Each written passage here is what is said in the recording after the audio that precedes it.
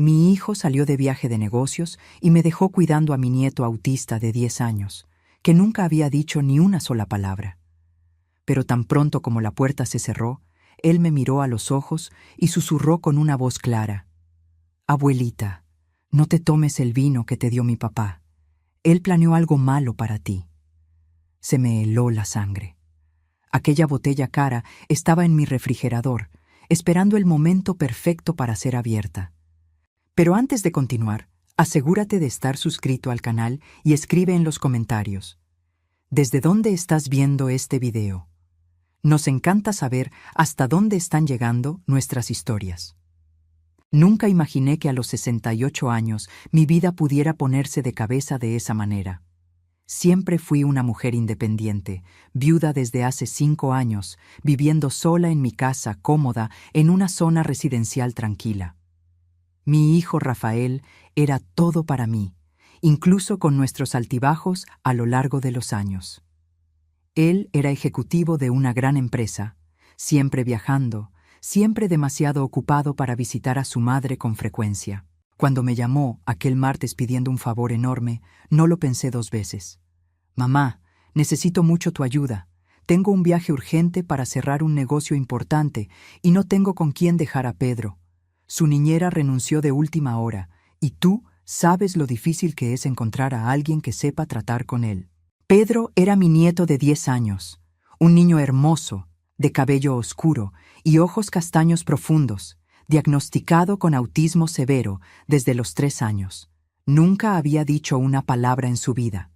Vivía en su propio mundo, meciéndose hacia adelante y hacia atrás, evitando el contacto visual, fascinado por sus carritos de juguete que organizaba en filas perfectas durante horas y horas. Yo amaba a ese niño con toda mi alma, pero confieso que siempre me sentí perdida a su alrededor. ¿Cómo acercarme a un niño que parecía estar detrás de un vidrio invisible? ¿Cómo demostrar mi amor cuando cada intento de abrazo lo hacía encogerse y alejarse? «Claro, hijo, puedes traer a Pedro. Estaré feliz de cuidarlo», respondí, sintiendo esa mezcla de amor y ansiedad que siempre venía cuando pensaba en pasar tiempo con mi nieto. Rafael llegó el viernes por la tarde con Pedro y 2 maletas enormes. «Traje todo lo que necesita, mamá. Su rutina está escrita aquí», dijo entregándome una carpeta con instrucciones detalladas. «Es muy importante seguir exactamente lo que está escrito. Cualquier cambio puede dejarlo muy alterado». Miré las páginas y páginas de instrucciones. Horarios rígidos para todo. Despertar a las 7 de la mañana. Desayuno siempre con los mismos alimentos. Baño a las 8 de la noche. Dormir a las 9 en punto. Nada de ruidos fuertes, nada de visitas, nada que rompiera la rutina establecida. «Ah, casi lo olvido», dijo Rafael volviendo al coche. Regresó cargando una botella de vino en una caja elegante. «Compré esto para ti, mamá. Es un vino francés carísimo que sé que te va a encantar. Guardé una sorpresa especial para que celebremos cuando vuelva, pero puedes abrirla cuando quieras durante la semana. Te lo mereces». Me quedé sorprendida. Rafael nunca había sido de tener gestos así de generosos. Solía darme regalos en Navidad y en mi cumpleaños, siempre cosas prácticas y sin mucho afecto. Un vino caro parecía fuera de lo común para él. «Qué gentileza la tuya, hijo», dije tomando la caja. La botella era pesada y la etiqueta estaba en francés, con un escudo dorado. Parecía realmente cara. «Usted se merece lo mejor», dijo con una sonrisa que no llegó a sus ojos. «Disfruta la semana con Pedro. Voy a estar fuera por 7 días. Cualquier cosa, márcame». Después de más instrucciones sobre la medicación de Pedro, los números de emergencia y sus preferencias alimenticias, Rafael finalmente se fue.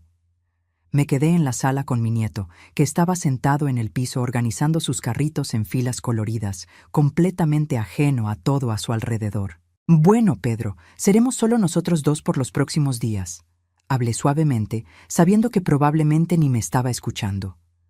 Los primeros 2 días fueron exactamente como esperaba. Pedro despertaba a la hora exacta, comía su desayuno sin mirarme, pasaba horas jugando con sus carritos, aceptaba el baño y la comida en los horarios establecidos y se iba a dormir sin hacer ruido. Era como cuidar a un fantasma silencioso que habitaba mi casa.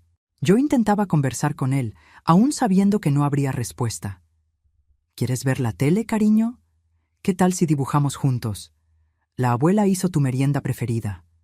Nada, solo el silencio y esa mirada distante que nunca se fijaba en mí. En la noche del segundo día, después de acostar a Pedro, bajé a la cocina sintiéndome agotada emocionalmente. Cuidarlo no era físicamente cansado, pero el vacío de esa interacción me dejaba destrozada. Miré el refrigerador y recordé el vino que Rafael me había dado. ¿Por qué no?, pensé. Me merezco un gusto después de estos días. Tomé la botella y la puse en la barra, admirando la etiqueta elegante. Estaba a punto de buscar el sacacorchos cuando escuché un ruido proveniente de la escalera. Me di la vuelta y casi dejo caer la botella. Pedro estaba parado en el último escalón, mirándome fijamente. Pero no era la mirada vaga de siempre. Era una mirada intensa, enfocada, llena de intención. Mi corazón comenzó a latir más rápido. «¿Pedro? Deberías estar durmiendo, cariño», hablé gentilmente, dando un paso hacia él. Él no se movió. Continuó mirándome con esos ojos castaños que de repente parecían tan presentes, tan conscientes. Y entonces, por primera vez en 10 años de vida, mi nieto abrió la boca y habló. «Abuelita, no te tomes el vino que te dio mi papá. Él planeó algo malo para ti». Las palabras salieron claras, perfectas, con una voz suave pero firme. Sentí que mis piernas flaqueaban y tuve que apoyarme en la barra para no caer. La botella de vino se resbaló de mi mano y cayó al suelo, haciéndose 1000 pedazos. El líquido rojo oscuro se esparció por el piso blanco como sangre. Tú hablaste», susurré con la voz temblando. «Pedro, ¿puedes hablar?». Él bajó el último escalón y caminó hacia mí, evitando los vidrios rotos. Por primera vez en su vida, me miró directamente a los ojos y tomó mi mano. «Siempre pude hablar, abuelita. Solo no podía dejar que nadie lo supiera, principalmente mi papá». Mi mundo entero se derrumbó en ese momento. 10 años. 10 años de silencio, de terapias interminables, de sentirme impotente por no poder llegar a mi nieto. ¿Y él podía hablar todo el tiempo? «No entiendo», logré decir, todavía en shock. «¿Por qué nunca hablaste? ¿Por qué fingías?» «Porque mi papá me obligó», dijo Pedro, y vi lágrimas comenzar a rodar por su rostro. «Desde que yo tenía 4 años, él dijo que si yo hablaba con cualquier persona, te iba a lastimar. Iba a hacerte cosas malas y después me iba a mandar lejos para nunca más verte de nuevo». Sentí que el estómago se me revolvía. Jalé una silla y me senté antes de que mis piernas cedieran completamente. Pedro se sentó a mi lado, todavía sosteniendo mi mano con fuerza, como si tuviera miedo de que yo desapareciera. «Pero, ¿por qué, Pedro? ¿Por qué tu papá haría eso?» «Por el dinero del abuelo», respondió con una madurez aterradora para un niño de 10 años. «Yo escucho todo, abuela. Escucho sus llamadas, las conversaciones tarde en la noche. Él cree que no entiendo, pero entiendo todo». Mi esposo había muerto hace 5 años, dejando una herencia considerable. La mayor parte se había quedado conmigo, pero había una cláusula en el testamento que dejaba todo a Rafael en caso de que yo muriera. Era una cantidad significativa. La casa, los ahorros, las inversiones, fácilmente más de 10 millones de pesos. «El vino», dije, mirando el líquido rojo todavía esparciéndose por el suelo. «¿Qué tiene el vino?» «Veneno», dijo Pedro simplemente, y se me heló la sangre. Yo vi cuando él lo preparó. Él no sabe que sé leer y observar. Tomó un frasco con un líquido extraño y lo puso en la botella. Lo escuché hablando por teléfono con alguien, diciendo que sería rápido y que parecería un ataque cardíaco. Me cubrí la boca con la mano, sintiendo náuseas. Mi propio hijo estaba planeando matarme. Y había usado a mi nieto, forzando a un niño de 4 años a vivir una mentira terrible por años. Todo por dinero. «¿Cuántos años tenías cuando te obligó a quedarte en silencio?», pregunté con la voz ronca. 4. Era pequeño, pero me acuerdo de todo», dijo Pedro, limpiándose las lágrimas. Estaba jugando y empecé a cantar una canción. Mi papá se enojó mucho. Me encerró en el cuarto oscuro y dijo que si volvía a hablar pasarían cosas malas. Dijo que te lastimaría, que te haría sufrir y que después me pondría en un lugar donde nunca más vería a nadie que yo amara. Un niño de 4 años aterrorizado hasta el silencio. Mi corazón se partió en pedazos imaginando lo que pasó Pedro, fingiendo ser autista no verbal, viviendo con este secreto horrible, protegiendo a su abuela de la única manera que sabía. Dios mío, Pedro, ¿cargaste con esto tú solo por todos estos años? Él asintió. Tenía mucho miedo, pero cuando dijo que te iba a dejar conmigo esta semana y me dio el vino para dártelo, supe que tenía que contarte. No puedo dejar que te lastime, abuelita. Eres la única persona que me mira con amor de verdad, incluso creyendo que yo no me doy cuenta.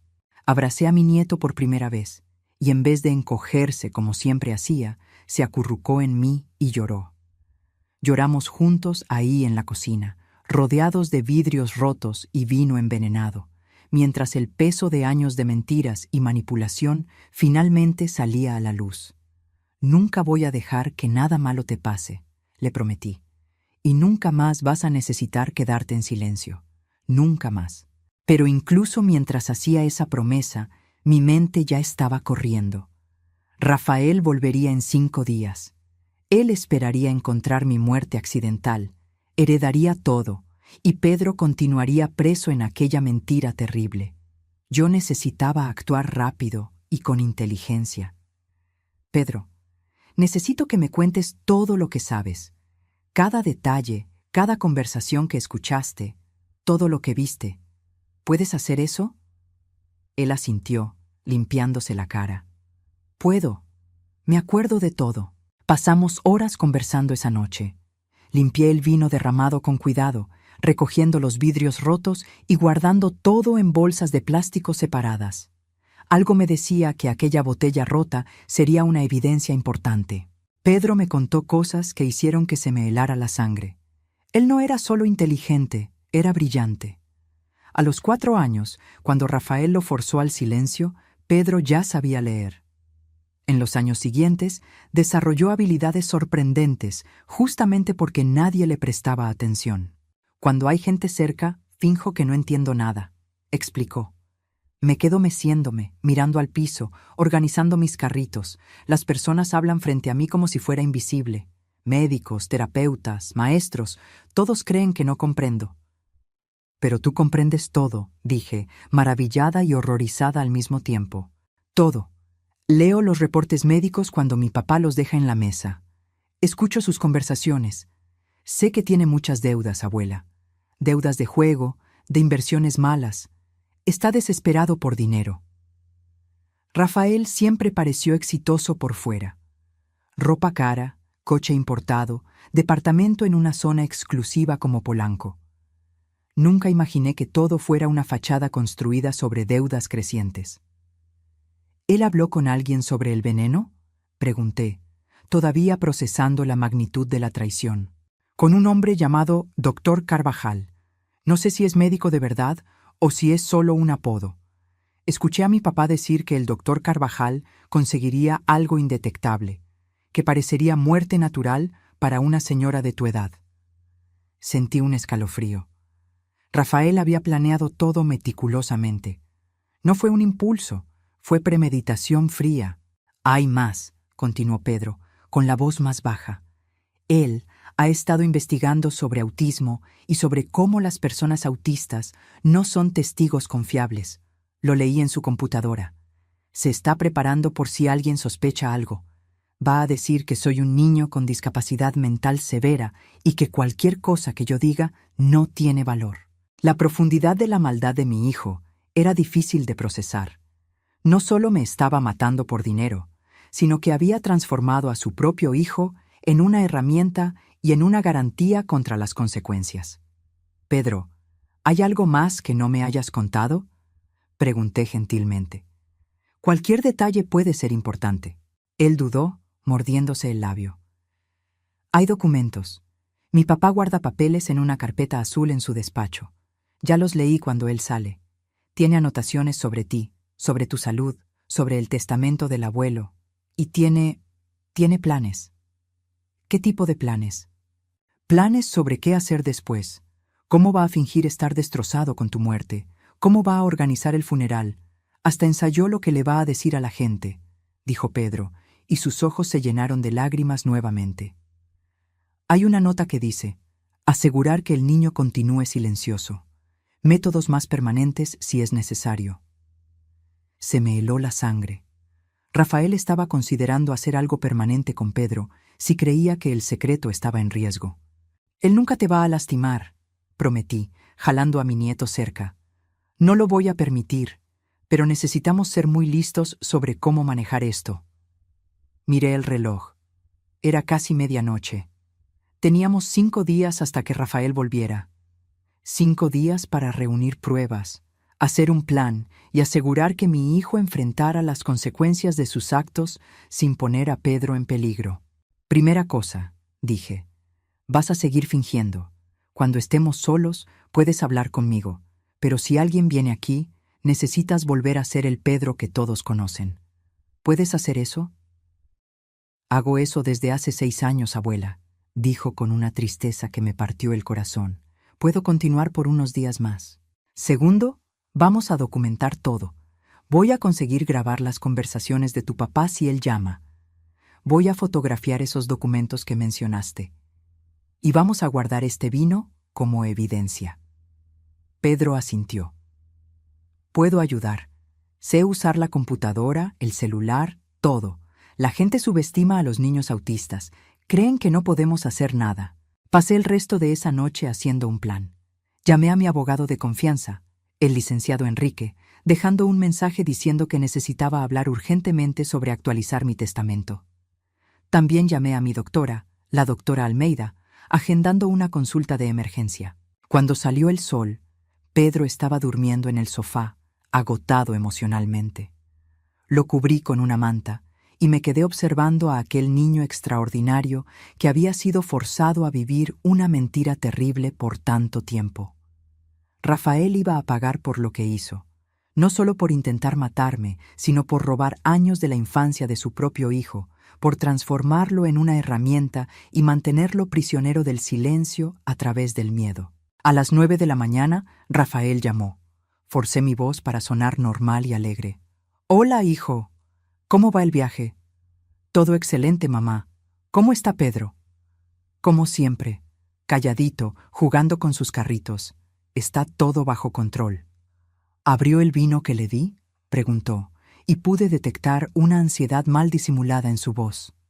«Todavía no. Lo estoy guardando para una ocasión especial». Mentí suavemente, observando a Pedro despertar en el sofá y mirarme atentamente. Hubo una pausa.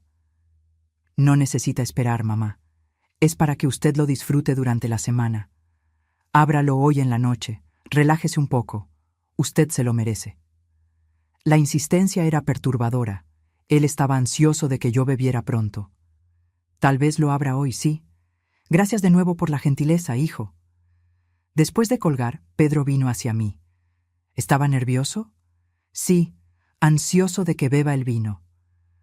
«Quiere que parezca accidental pronto, antes de que alguien pueda intervenir», dijo Pedro con aquella madurez aterradora. «Leí sobre venenos. Los que actúan rápido causan síntomas que pueden confundirse con problemas cardíacos, principalmente en personas mayores». ¿Cómo un niño de 10 años sabía tanto sobre venenos? Pero entonces recordé que Pedro pasó años leyendo todo lo que estaba a su alcance, aprendiendo solo, observando el mundo con una inteligencia que nadie percibía. «Vamos a empezar a reunir pruebas», dije. «Primero, necesito ir al departamento de tu papá». Pedro me miró sorprendido. «¿Cómo vamos a entrar?» «Tengo una llave de repuesto. Tu papá me la dio hace años para emergencias. Él no se acuerda, pero yo todavía la tengo». 2 horas después, estábamos en el departamento de Rafael. El lugar era lujoso pero frío, decorado para impresionar pero sin alma. Pedro me guió directo al despacho. «La carpeta azul está en ese cajón», señaló. «Tiene contraseña electrónica». «¿Te sabes la contraseña?» «Claro. Mi papá usa la misma para todo, su fecha de nacimiento al revés. Tecleé los números y el cajón se abrió. Ahí estaba la carpeta azul, llena de documentos que probarían la premeditación de Rafael. Tomé foto de cada página. Había anotaciones sobre mi rutina, sobre cuándo solía estar sola, sobre mi salud cardíaca. Tenía hasta una copia de mi testamento con cálculos en los márgenes sobre cuánto heredaría. Pero el documento más perturbador era uno que tenía el título Plan de Acción. Era un paso a paso detallado de cómo Rafael pretendía matarme y salir impune. La frialdad de las anotaciones era aterradora. Etapa 1. Administrar sustancia vía vino premium. La víctima aprecia los buenos vinos y no desconfiará. Etapa 2. Esperar 48-72 horas para síntomas. Etapa 3. Descubrir el cuerpo. Mostrar shock convincente. Etapa 4. El médico declarará ataque cardíaco natural. Etapa 5. Funeral rápido. Cremación para evitar exámenes posteriores. Mis manos temblaban fotografiando aquello. Mi propio hijo había escrito eso. Había planeado mi muerte como si fuera un proyecto de trabajo. «Hay más», dijo Pedro, señalando otro cajón. «Ahí guarda los estados de cuenta bancarios que esconden las deudas». Fotografié todo. Deudas de casinos en línea, préstamos con intereses absurdos, inversiones desastrosas. Rafael estaba hundido en casi 5 millones de pesos de deudas. Mi herencia sería apenas lo suficiente para salvarlo. «Abuela, mira esto». Pedro sostenía un sobre. Adentro había un recibo de pago para Dr. Carvajal, servicios consultivos especializados. El valor, 200,000 pesos. 200,000 pesos por el veneno y por el silencio de quien lo suministró. Salimos del departamento con cientos de fotos en mi celular, evidencias que probarían todo. Pero aún necesitábamos una cosa más: el propio veneno. Cuando volvimos a mi casa, comencé a investigar sobre venenos indetectables. Descubrí que muchos de ellos solo podían ser identificados en pruebas toxicológicas específicas, si el forense sabía exactamente qué buscar. Si Rafael había planeado hacerlo parecer un ataque cardíaco, probablemente el veneno elegido causaría síntomas cardiovasculares. «Necesitamos probar el vino», le dije a Pedro. «Pero no puedo simplemente llevarlo a una farmacia y pedir que lo analicen sin levantar sospechas». Pedro pensó por un momento. «¿Y si lo llevamos con la doctora Almeida? Agendaste consulta con ella. Podrías contarle la verdad». Era arriesgado, pero tenía sentido. La doctora Almeida era mi médico desde hacía 15 años. Confiaba en ella completamente. En la consulta esa tarde, llevé una muestra del vino que había recogido del suelo antes de limpiar.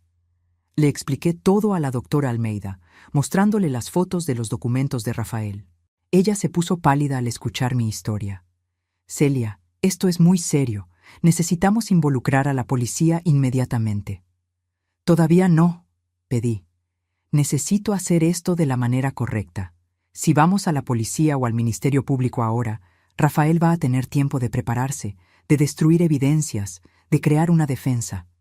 Y va a usar a Pedro contra nosotros, diciendo que es un niño autista y que cualquier testimonio suyo es fantasioso». «¿Pedro no es autista?», preguntó sorprendida. «Es una larga historia, pero no, él no es no verbal. Mi hijo lo forzó al silencio hace años». La doctora Almeida sacudió la cabeza, horrorizada. «Voy a mandar analizar esta muestra de vino al laboratorio particular de un colega de confianza. Tendremos los resultados en 2 días. Pero Celia, si es realmente veneno, vamos directo a la policía». Estuve de acuerdo. 2 días. Teníamos 2 días para conseguir más evidencias antes de involucrar a las autoridades. Esa noche, Pedro me ayudó a configurar una aplicación de grabación en mi celular. «Si mi papá llama de nuevo, podemos grabar la conversación», explicó, manipulando el teléfono con una habilidad que me impresionó. «Y hay una cosa más que podemos hacer». «¿Qué?» «Podemos hacerlo confesar. Si le haces las preguntas correctas, sin parecer que desconfías, él puede acabar hablando de más». La idea era buena, pero arriesgada. Si Rafael percibía que yo sospechaba, Podría cambiar los planes, desaparecer o algo peor. Voy a pensar en cómo abordar eso, prometí. Rafael llamó nuevamente al día siguiente. Apreté el botón de grabar antes de contestar. Hola, hijo. ¿Todo bien? Todo bien, mamá. Solo llamando para saber cómo estás. ¿Abriste el vino? Respiré hondo. Sabes, Rafael, estaba pensando, ¿por qué fuiste tan generoso de repente? No es propio de ti gastar tanto dinero en mí. Hubo una pausa. ¿No puedo ser gentil con mi madre? Puedes, claro. Solo me pareció inusual. ¿Andas bien económicamente? ¿No tienes problemas? ¿Por qué preguntas eso? Intuición de madre. Te has visto estresado últimamente. Si necesitas ayuda, puedes contarme. Tú sabes. Otra pausa, más larga. Mamá, estoy bien. Solo quise tener un gesto bonito. ¿Va a abrir el vino o no? La insistencia era cada vez más clara. Voy a abrirlo hoy en la noche. Estaba esperando el momento correcto para apreciar algo tan especial. Excelente, disfrútelo. Ah, ¿y mamá?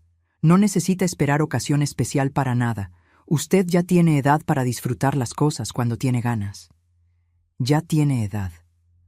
Las palabras tenían un peso siniestro, como si él estuviera diciendo que yo no tenía mucho tiempo de vida restante. Después de que colgué, Pedro escuchaba la grabación conmigo.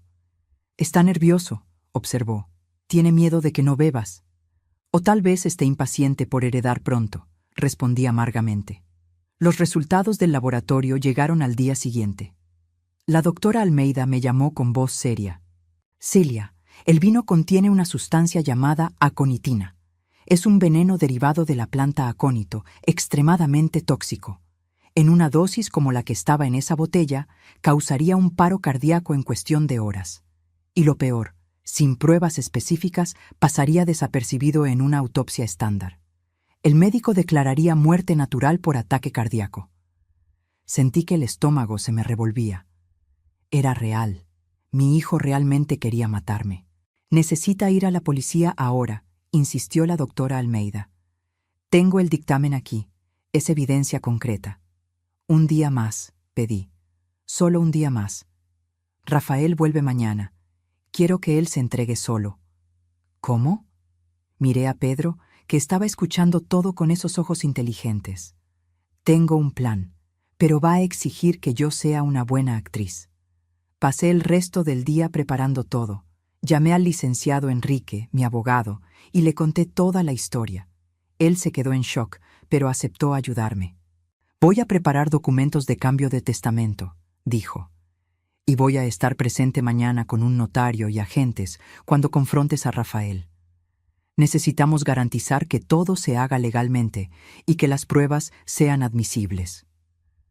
También llamé a 2 amigas cercanas, Leticia y Marisa, pidiendo que vinieran a mi casa al día siguiente.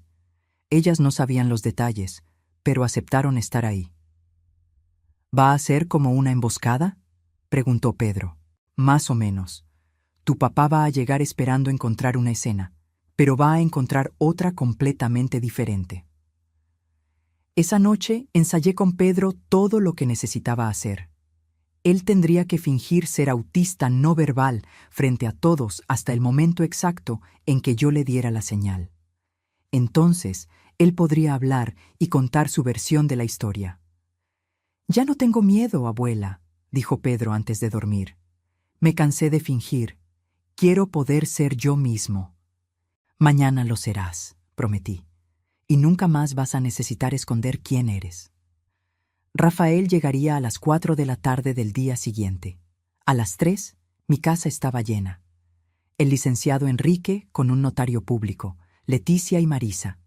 La doctora Almeida también vino, trayendo una copia del dictamen toxicológico. Puse la botella de vino rota, ahora dentro de una bolsa de plástico como evidencia, sobre la mesa de la sala. Al lado, todas las fotos impresas de los documentos que encontré en el departamento de Rafael.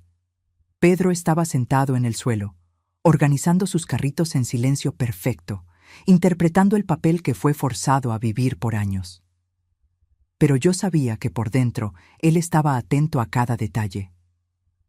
Cuando sonó el timbre a las 4 en punto, Respiré hondo. Era hora de confrontar a mi hijo. Abrí la puerta y Rafael entró sonriendo, cargando una maleta. «Hola, mamá. Qué gusto verte. ¿Cómo estuvo la semana?» Miró alrededor y su sonrisa murió al ver a todas las personas en la sala. «¿Qué está pasando?», preguntó, con la voz súbitamente tensa. «¿Por qué no entras y te sientas, hijo? Necesitamos conversar». Rafael entró despacio a la sala, su mirada recorriendo a cada persona presente. Vi cuando reconoció al licenciado Enrique, mi abogado, y al notario a su lado. Su expresión cambió de confusión a algo cercano al pánico. «Mamá, ¿qué significa todo esto?», preguntó, intentando mantener la voz calmada pero sin poder disimular la tensión. «Siéntate, Rafael», repetí, señalando el sillón en el centro de la sala, posicionado de forma que él quedara frente a todos nosotros. Él se sentó lentamente, poniendo la maleta a un lado. Sus ojos no dejaban de moverse, calculando, intentando entender la situación. «Primero, quiero que sepas que abrí el vino que me diste», comencé observando su reacción. Él se enderezó en el sillón, un destello de algo, esperanza tal vez, pasando por su rostro. «¿Y? ¿Te gustó?». «No exactamente. Sabes, tuve un pequeño accidente. Dejé caer la botella y se rompió en el piso de la cocina», continué, viendo el color irse de su rostro. «Qué lástima», murmuró. «Era un vino caro». «Lo era. 200,000 pesos caro, para ser más exacta». Él parpadeó confundido. «No costó todo eso. Fue caro, sí, pero no tanto». «Ah, no estaba hablando del precio del vino», aclaré, tomando el recibo que había encontrado en su departamento. «Estaba hablando del precio que le pagaste al doctor Carvajal por sus servicios consultivos especializados». El silencio que cayó en la sala fue ensordecedor. Rafael se puso blanco como el papel. «No sé de qué estás hablando», dijo, pero la voz le salió débil, sin convicción. «No sabes. Tomé el dictamen toxicológico. Entonces tal vez esto ayude a refrescar tu memoria. Es un dictamen del laboratorio analizando el vino que me diste. ¿Quieres saber lo que encontraron?».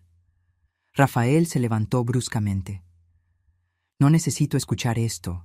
Estás delirando, mamá. Tal vez sea la edad, tal vez sea...». «Aconitina», interrumpí, leyendo del documento. «Veneno extraído de la planta acónito, letal en pequeñas dosis. Causa paro cardíaco que puede ser fácilmente confundido con muerte natural, principalmente en mujeres de mi edad». Él se tambaleó, apoyándose en el sillón. «Eso es absurdo. Alguien debió haber adulterado la botella. Yo nunca...». «Rafael, encontré tus documentos», dije, apilando las fotos impresas en la mesa. El plan detallado, las anotaciones sobre mi rutina, los cálculos sobre la herencia, todo. Mi hijo miró las fotos y después a mí. Vi el momento exacto en que se dio cuenta de que estaba acorralado. Sus facciones se endurecieron. «Invadiste mi departamento», acusó. «Esas evidencias fueron obtenidas ilegalmente». «Usé la llave que tú mismo me diste hace años para emergencias», respondí tranquilamente. «Y eso es irrelevante frente al hecho de que intentaste asesinarme». «No tienes pruebas de nada», gritó, perdiendo la compostura. «Son solo documentos que pueden significar cualquier cosa, y un análisis de vino que pudo haber sido contaminado por cualquier persona». «Tienes razón», estuve de acuerdo. «Solas, esas evidencias tal vez no fueran suficientes, pero hay una cosa más». Le hice una señal a Pedro. Mi nieto dejó de jugar con los carritos y se levantó. Rafael ni lo miró, enfocado en mí. «Pedro tiene algo que decir», anuncié. «Mamá, el niño es autista. Él no habla. Estás realmente delirando». «Hola, papá», dijo Pedro claramente, y Rafael se giró tan rápido que casi se cae. «¿Qué...?» Él respiraba con dificultad, mirando a su hijo como si viera un fantasma. «Puedo hablar», continuó Pedro, caminando hasta quedar a mi lado. «Siempre pude. Tú lo sabes. Tú me forzaste a quedarme en silencio desde que yo tenía 4 años».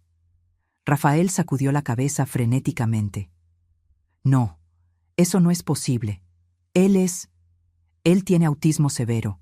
Los médicos confirmaron basados en tus mentiras y en mi actuación forzada, respondió Pedro con una calma impresionante. Tú me amenazaste. Dijiste que si hablaba, ibas a lastimar a la abuela y a mandarme lejos para siempre. Él está mintiendo, gritó Rafael señalando a su hijo. Alguien le enseñó a decir eso. Esto es manipulación. Rafael, habló el licenciado Enrique por primera vez, su voz grave y autoritaria. Sugiero que dejes de incriminarte aún más. Ya tenemos evidencia suficiente para procesos penales y civiles. ¿Procesos?, rió Rafael amargamente. ¿Basados en qué? ¿En el testimonio de un niño que fingió ser autista toda la vida? Qué conveniente que empiece a hablar justamente ahora. Basados en intento de homicidio con premeditación, respondió el licenciado Enrique. Abuso infantil, fraude y probablemente más acusaciones que van a surgir conforme investiguemos más a fondo. Fue cuando Pedro dio el golpe final. Yo te grabé, papá. Rafael se congeló. ¿Qué? Te grabé hablando por teléfono con el doctor Carvajal. Sé usar tu celular. Usas la misma contraseña para todo. Logré acceder y copié los mensajes también. Las conversaciones sobre el veneno, sobre cómo sería indetectable, sobre cuánto ibas a pagar. Está todo aquí. Pedro sacó una memoria USB del bolsillo. Copié todo y se lo mandé a la abuela por correo también, por si intentabas destruirlo. Vi a mi hijo desmoronarse, literalmente. Se dejó caer en el sillón, el rostro entre las manos. No tenía opción, murmuró. Las deudas, ellos me iban a matar.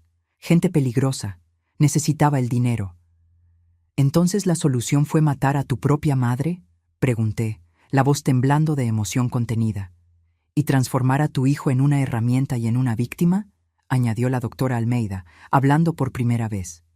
Rafael alzó el rostro y vi lágrimas bajando. Perdón, mamá, perdón de verdad. Yo no quería. Yo estaba desesperado. ¿Desesperado lo suficiente para planear meticulosamente durante meses?, repliqué, tirando las fotos de los documentos frente a él. Esto de aquí no es desesperación, Rafael. Esto es premeditación fría. Calculaste todo. Hasta ensayaste lo que ibas a decir en mi funeral. Él miró los papeles y cerró los ojos. ¿Qué va a pasar ahora?, preguntó en voz baja. Ahora, se adelantó el licenciado Enrique, tienes dos opciones. Podemos ir a la policía inmediatamente y dejar que la justicia penal siga su curso, o puedes cooperar. ¿Cooperar cómo?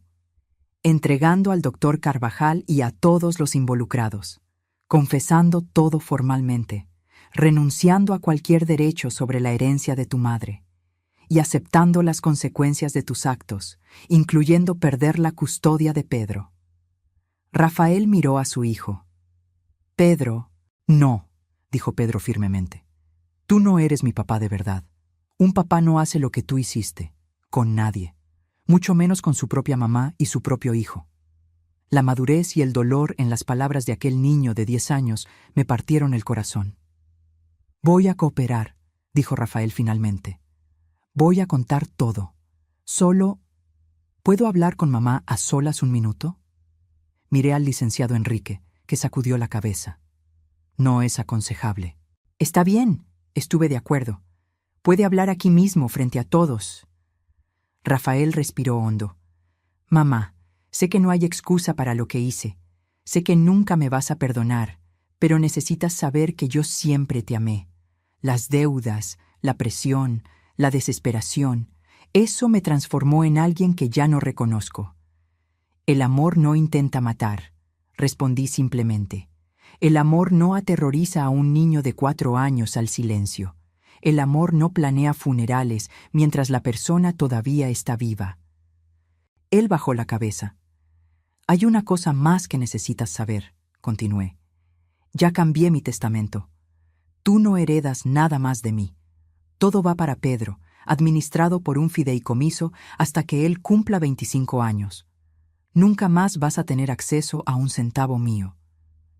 Vi la realidad final golpearlo. No solo había perdido a su madre y a su hijo, sino también el dinero que tanto codiciaba. Y sobre la custodia, añadí, ya metí los papeles para tener la guardia total de Pedro. Vas a firmar la transferencia voluntariamente. Es parte del acuerdo. ¿Y si no firmo? Entonces vamos a exponer todo en un tribunal público, respondió el licenciado Enrique. Cada detalle es sórdido, y aún así vas a perder la custodia, pero con la adición de años de prisión por el intento de homicidio. Rafael miró alrededor de la sala, a todas aquellas personas testificando su caída. Finalmente, asintió. Voy a firmar lo que sea necesario. El notario se adelantó con los documentos ya preparados. El licenciado Enrique había trabajado rápido, anticipando que Rafael intentaría negociar. Mientras mi hijo leía y firmaba papel tras papel, transfiriendo la guardia de Pedro a mí y renunciando a cualquier derecho sobre mi herencia, observé al niño a mi lado. Pedro veía todo con una expresión seria, muy superior a sus 10 años. «¡Listo!», dijo Rafael, empujando los documentos firmados por la mesa. «¿Ahora qué?». «Ahora vas a la delegación y haces una confesión completa», respondió el licenciado Enrique. «Voy a acompañarte personalmente para asegurar que quede registrado correctamente». «¿Voy a ir a la cárcel?», su voz salió pequeña, asustada. «Probablemente sí, eventualmente. Pero con tu cooperación total, identificando al doctor Carvajal y a cualquier otro involucrado, tal vez consigas una reducción de pena. Depende del fiscal». Rafael se levantó lentamente. Miró a Pedro una vez más. «Hijo, yo...». «No», interrumpió Pedro. «No puedes llamarme hijo ahora. Perdiste ese derecho». Vi a Rafael tragar en seco, intentando contener las lágrimas. Parte de mí, una parte muy pequeña, sintió pena por él, pero la mayor parte sentía solo rabia y tristeza por lo que se había convertido. «¿Puedo despedirme de él?», preguntó Rafael. «No», respondí antes de que el licenciado Enrique pudiera hablar. «Ya causaste suficiente daño. No te vas a acercar a Pedro nunca más, a no ser que sea en un ambiente legal controlado, si él mismo quiere cuando sea más grande». Mis amigas Leticia y Marisa, que se habían quedado en silencio testificando todo, vinieron hacia mí. Leticia tomó mi mano. «Celia, fuiste muy valiente», dijo suavemente. «No fue valentía», respondí, mirando a Pedro. «Fue amor y protección, lo que cualquier abuela debería hacer». La doctora Almeida también se acercó. «Voy a necesitar hacer algunos exámenes en ti y en Pedro, solo para asegurar que está todo bien físicamente. El trauma psicológico va a necesitar acompañamiento también». «Ya contraté terapeutas especializados tanto para doña Celia como para Pedro», informó el licenciado Enrique. «Empiezan la próxima semana». Rafael fue llevado por el notario y el licenciado Enrique. Antes de salir, miró hacia atrás una última vez. No dijo nada, solo miró. Y entonces se fue. Cuando la puerta se cerró, sentí mis piernas flaquear.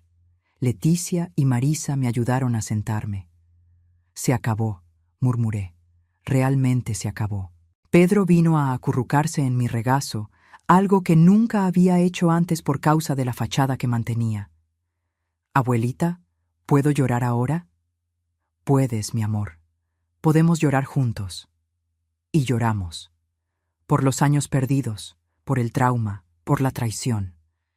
Pero también lloramos de alivio, porque finalmente todo había terminado. En las semanas siguientes, la historia se volvió titular local. «Hijo intenta envenenar a madre por herencia» estaba en todos los periódicos. El doctor Carvajal fue arrestado, junto con otras 2 personas involucradas en el esquema de suministro de venenos. Rafael confesó todo, con lujo de detalles. Las deudas de juego habían comenzado hace 3 años. Primero fueron préstamos pequeños, después mayores. Cuando los prestamistas comenzaron a amenazarlo, entró en pánico y comenzó a buscar soluciones desesperadas. La idea de matarme por la herencia surgió hace 1 año.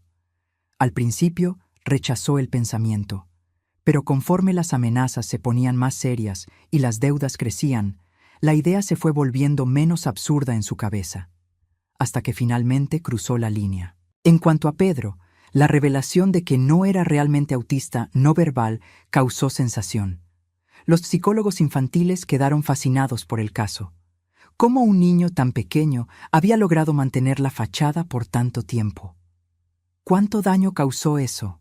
La terapeuta de Pedro, la doctora Silvana, trabajó conmigo para entender la extensión del trauma. Él desarrolló mecanismos de protección extraordinarios, explicó en una de nuestras sesiones. Pero el costo fue inmenso. Años cruciales de desarrollo social se perdieron. ¿Se va a recuperar?, pregunté angustiada. Con tiempo, apoyo y mucho amor, sí.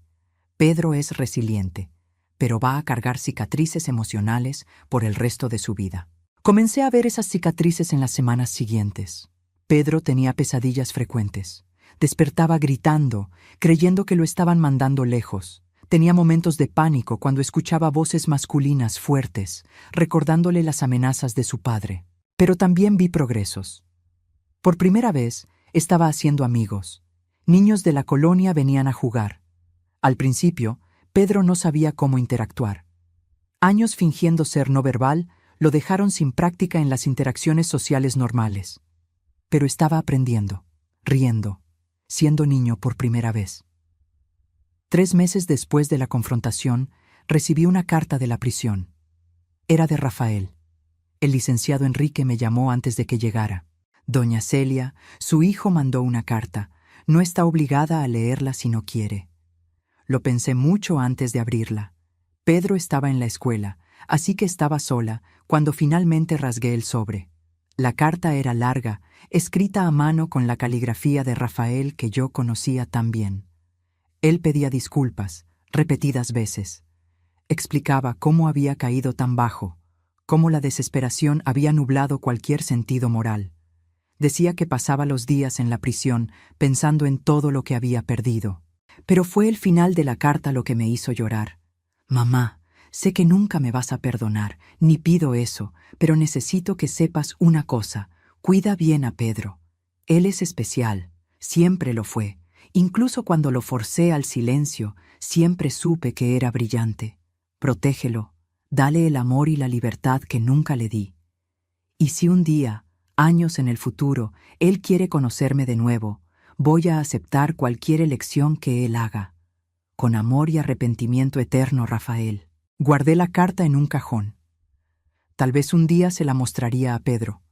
Tal vez no. Dependería de él, de cuándo estuviera listo para procesar todo. El juicio de Rafael fue rápido. Con la confesión completa y la cooperación identificando a toda la red de proveedores de veneno, recibió una sentencia de 12 años por intento de homicidio calificado. Podría pedir libertad condicional en 8. Cuando supe de la sentencia, sentí nada, ni rabia ni satisfacción, solo un vacío triste por el hijo que perdí, no por la prisión, sino por la codicia y la desesperación. Pedro tuvo una reacción diferente. Cuando le conté sobre la sentencia, simplemente asintió. «Es justo», dijo. «Él hizo cosas malas, tiene que pagar». «¿Y tú?», pregunté. «¿Cómo te sientes sobre todo esto?». Él pensó por un largo momento. «Triste, pero también aliviado. No necesito fingir más, puedo ser yo mismo». «Siempre», prometí, «siempre vas a poder ser tú mismo aquí». La vida se fue normalizando poco a poco. Pedro comenzó a asistir a la escuela normalmente, ya no en clases especiales para niños con necesidades especiales. Los maestros quedaron impresionados con su inteligencia. Él estaba años adelante en lectura y comprensión, resultado de años observando y aprendiendo solo. Pero socialmente estaba atrasado. Hacer amigos era difícil. Los otros niños encontraban extraño que supiera tanto sobre algunos temas y tan poco sobre interacciones básicas. «¿Por qué no sabes jugar a las traes?», preguntó una niña un día. «Todo el mundo sabe». Pedro se avergonzó. «Nunca jugué antes», admitió. «Tuve que enseñar a mi nieto de 10 años cosas que la mayoría de los niños aprende naturalmente. Cómo compartir, cómo leer expresiones faciales, cómo saber cuándo alguien está jugando o hablando en serio. Eran lecciones básicas que él había perdido por estar preso en el silencio forzado. También tuvimos que lidiar con la atención de los medios. Reporteros querían entrevistas. El niño que fingió ser autista por años era un título tentador. Rechacé todas las solicitudes. Pedro ya fue forzado a hacer un espectáculo una vez, le dije al último reportero que apareció en la puerta. No voy a permitir que eso pase de nuevo. El licenciado Enrique me ayudó a conseguir una orden de restricción contra periodistas. Finalmente, conseguimos un poco de paz. 6 meses después del juicio, Pedro tenía su primera presentación escolar. Una obra sobre el descubrimiento de América. Él tenía un pequeño papel como uno de los marineros. Me senté en el público con Leticia y Marisa, nerviosa. Era la primera vez que Pedro hacía algo público desde que comenzó a hablar. ¿Y si entraba en pánico? ¿Y si el trauma volvía? Pero cuando subió al escenario, vestido con un uniforme de marinero improvisado, algo mágico pasó. Dijo sus líneas con claridad y confianza. Interactuó con los otros niños naturalmente. Hasta sonrió. Cuando la obra terminó y los niños se inclinaron ante el público, vi a Pedro buscándome con los ojos. Cuando me encontró, su sonrisa se hizo aún más grande. Lloré de orgullo. Mi nieto, que había pasado años en silencio forzado, estaba finalmente encontrando su voz de verdad. Después de la presentación, varias mamás vinieron a hablar conmigo. La historia de Pedro era conocida, pero la mayoría tenía el buen sentido de no mencionarla directamente. Su nieto es muy talentoso, dijo una de ellas. Mi hija Sofía habla mucho de él. ¿Son amigos? Miré hacia donde Pedro estaba riendo con un grupo de niños, incluyendo a una niña de cabello rizado que debía ser Sofía. Creo que sí, respondí, sintiendo que mi corazón se calentaba. Creo que está haciendo amigos. En la noche, mientras Pedro se preparaba para dormir, conversamos sobre el día. Me gustó estar en el escenario, dijo. Fue extraño al principio, tener a todo el mundo mirándome, pero después me acostumbré. Estuviste maravilloso, garanticé. Estoy muy orgullosa. ¿Abuela? Dijo, la voz poniéndose más seria. ¿Crees que mi papá está orgulloso de mí? La pregunta me tomó desprevenida. ¿Por qué estás pensando en él? No sé. Solo, a veces pienso, si está bien, si piensa en mí. Me senté en la orilla de su cama. Estoy segura de que piensa en ti todos los días, y estoy segura de que está orgulloso, aunque sea de lejos. Pero hizo cosas malas. Hizo sí, cosas terribles, pero eso no significa que nunca te amó. Solo significa que su amor fue imperfecto, confuso, mezclado con otras cosas malas. Pedro pensó sobre eso. Creo que entiendo. ¿Es como cuando amamos a alguien pero todavía estamos enojados con ellos? Exactamente así. ¿Entonces puedo amar a mi papá y todavía estar enojado con él por haberme lastimado? Puede sí, mi amor. Los sentimientos son complicados, no necesitan tener sentido completo. Pareció aliviado con el permiso para tener emociones contradictorias. 1 año después de la confrontación, recibí otra carta de Rafael. Esta vez, no era para mí, era para Pedro. El licenciado Enrique me orientó a no entregarla directamente sin pasar por usted primero. Le expliqué al abogado por teléfono. ¿Qué debo hacer? Léala primero, vea si es apropiada. Si lo es, presente la opción a Pedro. Deje que él decida si quiere leerla o no. La carta de Rafael para su hijo era diferente a la que me había mandado a mí. No tenía excusas o explicaciones.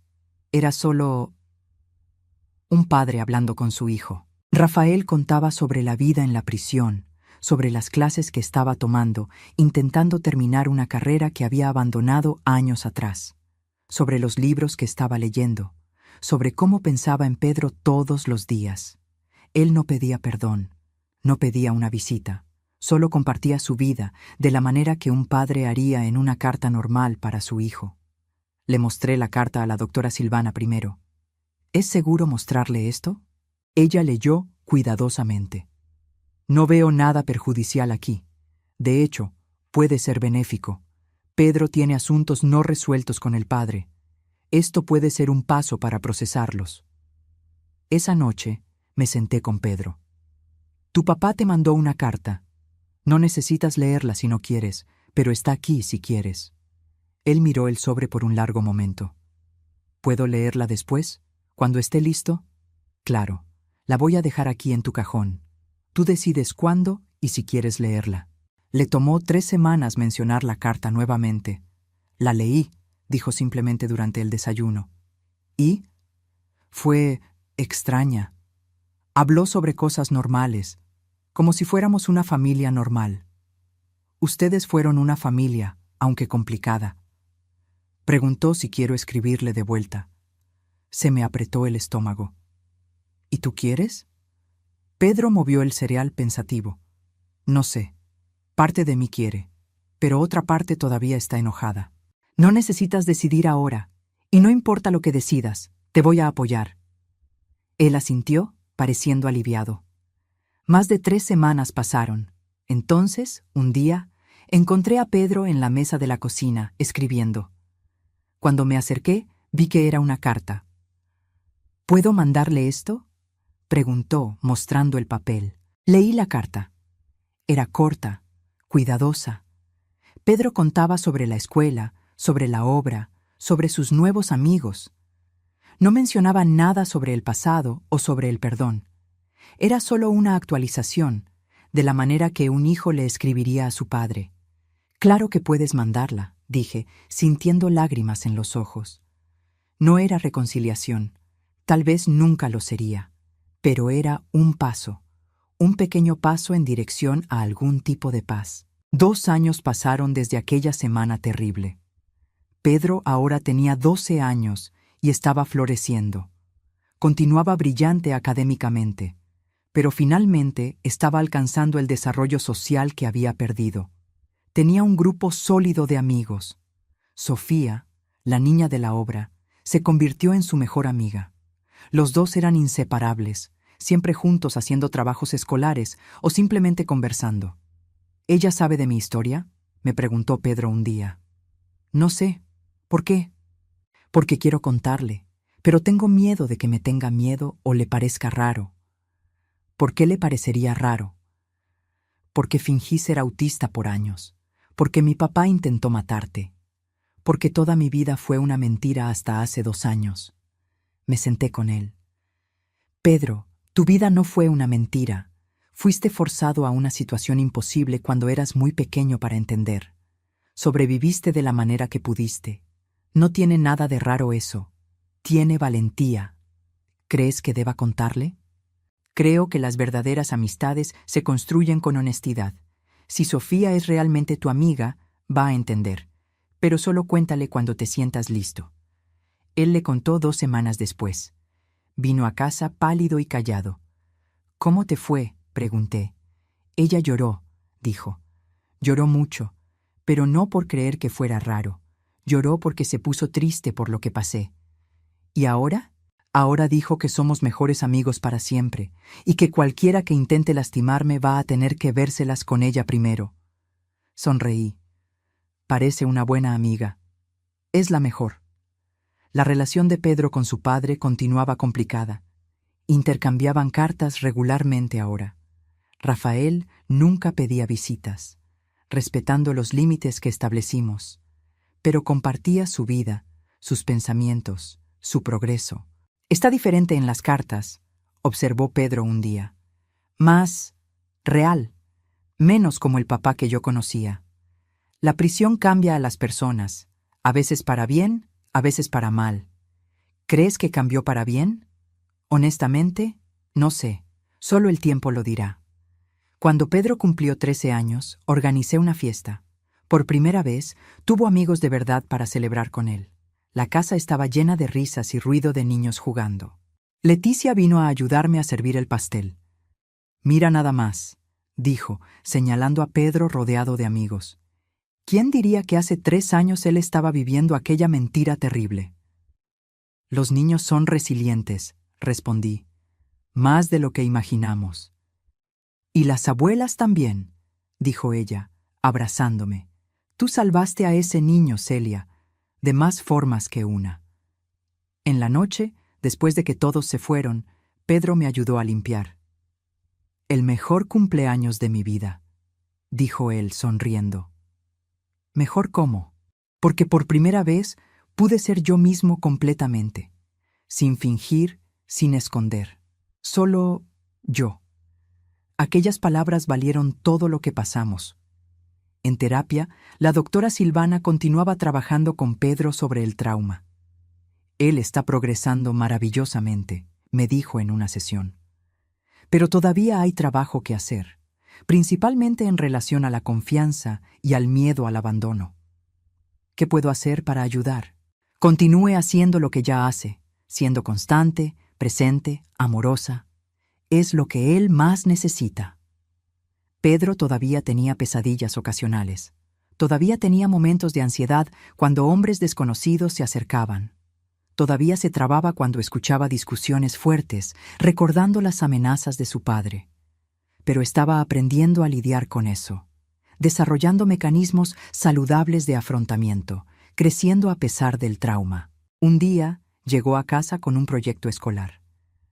«Tenemos que escribir sobre alguien que admiramos», explicó. «¿Puedo escribir sobre ti?» Me quedé sorprendida. «¿Sobre mí? ¿Por qué?» «Porque tú me salvaste.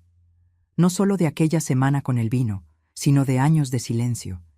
Tú me diste mi voz de vuelta». Lloré leyendo su proyecto.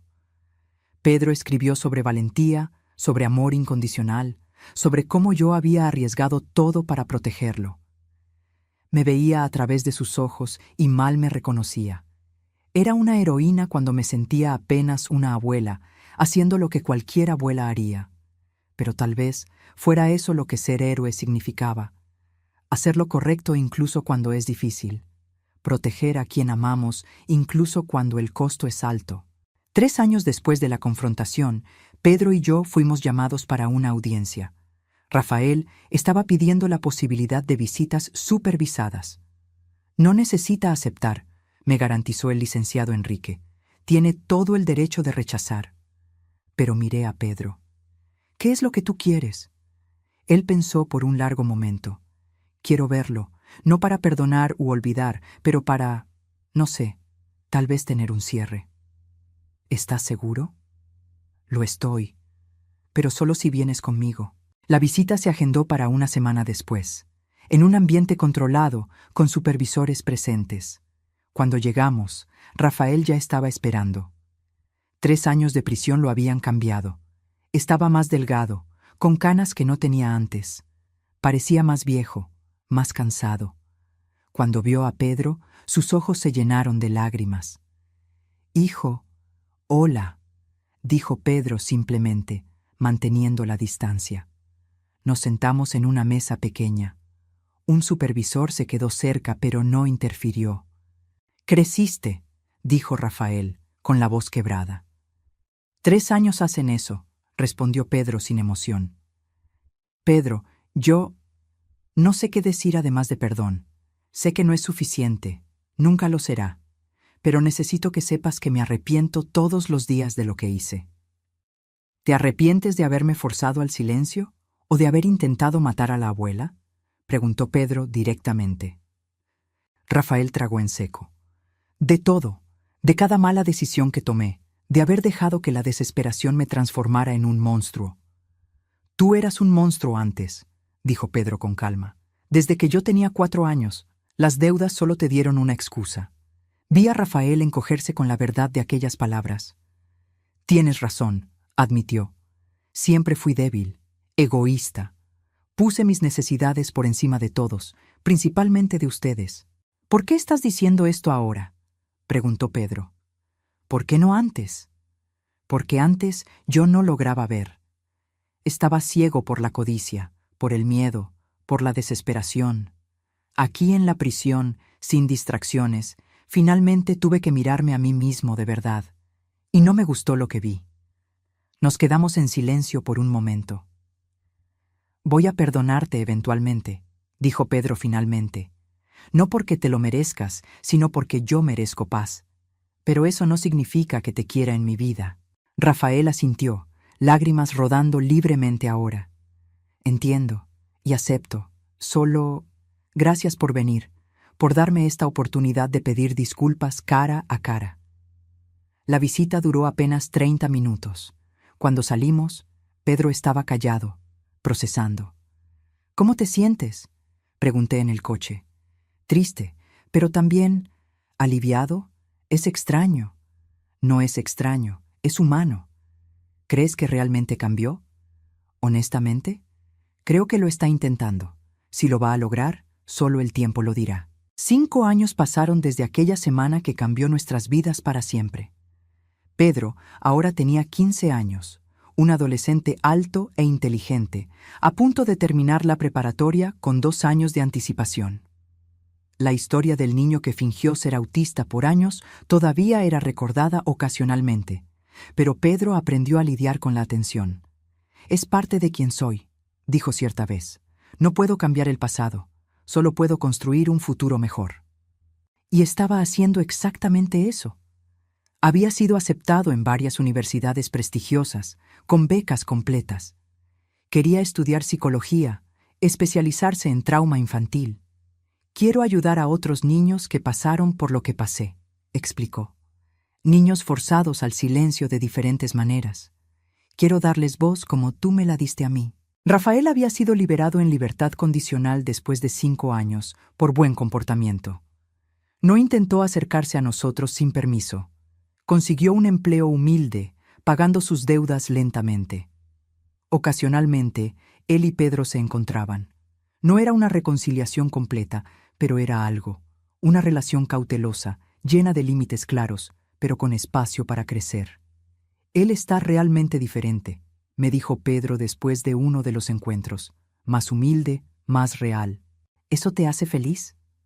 Me deja esperanzado. No sé si un día vamos a tener una relación normal de padre e hijo, pero por lo menos ya no es aquella pesadilla. En cuanto a mí, a los 73 años, finalmente encontré una paz que no sabía que me faltaba. Criar a Pedro me había dado un propósito renovado. Verlo florecer a pesar del trauma había sido la mayor alegría de mi vida. También me involucré en trabajo voluntario, ayudando a otras víctimas de abuso familiar. Mi historia se había vuelto pública, y muchas personas me buscaban pidiendo consejos o solo alguien que entendiera. Transformaste algo terrible en algo hermoso, me dijo Leticia cierta vez. Tomaste el peor momento de tu vida y lo usaste para ayudar a otros. No tuve opción, respondí. O dejaba que aquello me destruyera, o lo usaba para construir algo mejor.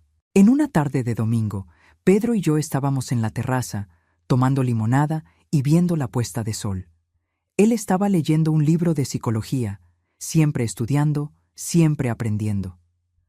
«Abuela», dijo de repente, marcando la página, «¿te acuerdas de aquella noche? Cuando finalmente hablé? ¿Cómo podría olvidarlo? A veces pienso en lo que habría pasado si yo no hubiera hablado, si hubiera dejado que bebieras el vino. Se me apretó el corazón. ¿Por qué piensas en eso? Porque me recuerda cuánto una única elección puede cambiar todo. Si yo me hubiera quedado en silencio una vez más, por miedo, habrías muerto, y yo estaría viviendo aquella mentira hasta hoy. Pero fuiste valiente, hiciste la elección correcta. Fue difícil, admitió. Estaba aterrorizado. Creía que mi papá iba a cumplir las amenazas, que te iba a perder de cualquier forma. Pero te arriesgaste aún así, porque te amo, y el amor es más fuerte que el miedo. Abracé a mi nieto, ese niño extraordinario que había enfrentado horrores que ningún niño debería enfrentar, y salió del otro lado más fuerte, más compasivo, más decidido a hacer la diferencia en el mundo. Voy a extrañarte cuando te vayas a la universidad, admití. Voy a extrañarte también, pero es solo en otra ciudad. Voy a visitar cada fin de semana que pueda. No necesitas hacerlo. Disfruta tu juventud, haz amigos, vive tu vida. Mi vida siempre va a tener espacio para ti, dijo firmemente. Tú me enseñaste que la familia no es sobre la sangre, es sobre a quién elegimos amar y proteger. Esa noche, después de que Pedro se fue a dormir, Me senté sola en la cocina donde todo había comenzado 5 años atrás. El lugar donde la botella de vino envenenado se había despedazado en el suelo. El lugar donde mi nieto había finalmente encontrado su voz. ¿Cuántas vidas caben en una vida? ¿Cuántas versiones de nosotros mismos existen? Yo era la joven madre que crió a Rafael, la esposa que perdió al marido, la abuela que creía que nunca conocería verdaderamente a su nieto. Y ahora era la matriarca que había salvado a su familia del peor tipo de traición. Todas esas versiones coexistían en mí, cada una dejando sus marcas, sus aprendizajes, sus cicatrices. Pero si pudiera volver y cambiar algo, ¿cambiaría? ¿Evitaría aquella semana terrible? La respuesta era complicada. Claro que no quería que Pedro hubiera sufrido. No quería que Rafael se hubiera convertido en quien se convirtió. Pero al mismo tiempo, aquella semana nos dio algo precioso: la verdad y la oportunidad de reconstruir sobre bases honestas. Pedro nunca habría encontrado su voz si no fuera forzado a hacer una elección imposible. Yo nunca habría descubierto la fuerza que tenía dentro de mí. Rafael nunca habría confrontado sus demonios. Eran lecciones terribles, aprendidas de la manera más difícil, pero eran lecciones verdaderas. Escuché pasos en la escalera y me di la vuelta. Pedro estaba ahí, en pijama, pareciendo más joven que sus 15 años. ¿No puedes dormir?, pregunté. Tuve una pesadilla, la antigua sobre que me mandan lejos.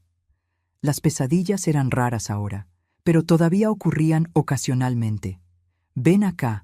Abrí mis brazos y él vino a acurrucarse como hacía cuando era más pequeño. Perdón por todavía tener esos sueños, murmuró. Sé que ya pasó. No necesitas disculparte por procesar trauma. Ve a tu tiempo, no hay prisa. Pero quiero superar, quiero ser fuerte. Ya eres fuerte, más fuerte que cualquier persona que conozco. Pero fuerza no significa no tener miedo o no tener pesadillas. Significa continuar incluso cuando los tienes. Nos quedamos sentados juntos en la cocina, abuela y nieto, sobrevivientes de una tormenta terrible, hasta que Pedro finalmente se relajó y comenzó a dormitar. Miré a ese niño extraordinario y sentí gratitud profunda. Gratitud por haber encontrado valor aquella noche 5 años atrás. Gratitud por haber sobrevivido. Gratitud por el tiempo que todavía tendríamos juntos. La vida nos había probado de la peor manera posible. Nos había mostrado que las personas que amamos podían traicionarnos, que los secretos podían esconderse detrás de sonrisas familiares, que el mal podía usar la máscara del amor, pero también nos había mostrado que éramos más fuertes de lo que pensábamos, que la verdad, por más dolorosa, era mejor que mentiras cómodas, que el amor real, el amor verdadero, vale la pena luchar por él. 5 años atrás, en esta misma cocina, mi vida casi terminó. Pero en vez de eso, una nueva vida comenzó. Una vida construida en honestidad, en valentía, en amor incondicional.